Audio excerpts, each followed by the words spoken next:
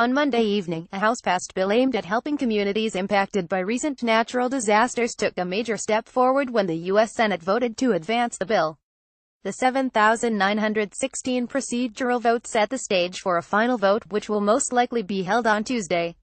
All 16 no votes came from GOP senators, including Mike Lee, Utah, and Rand Paul, Kentucky.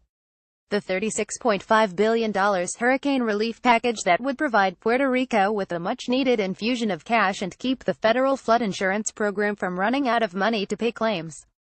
The measure also provides $18.7 billion to replenish the Federal Emergency Management Agency's rapidly dwindling emergency disaster accounts.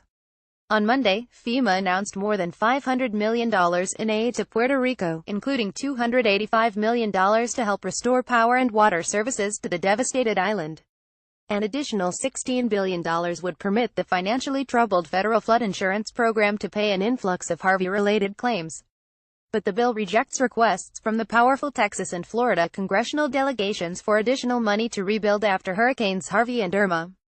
Florida Democrat Bill Nelson, whose state's citrus industry endured significant losses during Irma, sought to add $3 billion in immediate agriculture assistance to the measure, but was denied by Majority Leader Mitch McConnell, RKY, who said money for crop losses would be in subsequent aid measures.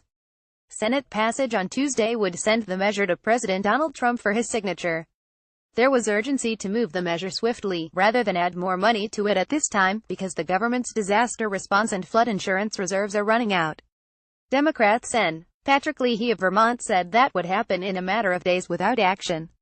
Still, members of the Texas and Florida delegations in Congress are unhappy because the measure failed to address extensive requests for additional hurricane rebuilding money.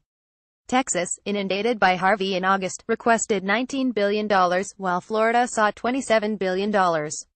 "I'm pretty disappointed with what the House sent over," Texas GOP Sen. John Cornyn said last week. But later, after speaking to both Trump and White House Budget Director Mick Mulvaney, Cornyn said he was promised that the White House would issue another disaster aid measure next month for Texas, Florida, and Puerto Rico. A fourth, and perhaps final, measure is likely to anchor a year-end spending bill. "The victims of these hurricanes can continue to count on our support," said McConnell said. Up to $5 billion of the measure's total could be used to assist Puerto Rico's central government and various municipalities that are suffering unsustainable cash shortfalls as Maria has choked off revenues and strained resources. An additional $150 million would help Puerto Rico with the 10% match required for FEMA disaster relief. More than 1/4 of the island's residents don't have potable running water and only 17% have electricity, according to FEMA. Just 392 miles of Puerto Rico's 5,073 miles of roads are open. Conditions in the U.S. Virgin Islands are bad as well, with widespread power outages.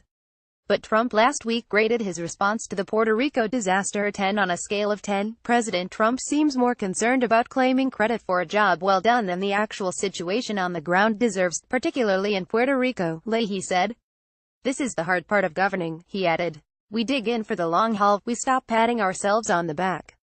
The measure currently before the Senate contains $577 million for wildfires in the West that forced agencies to tap other reserves for firefighting accounts and FEMA money. Republicans delayed action last year on modest requests by President Barack Obama to combat the Zika virus and help Flint, Michigan, repair its lead-tainted water system.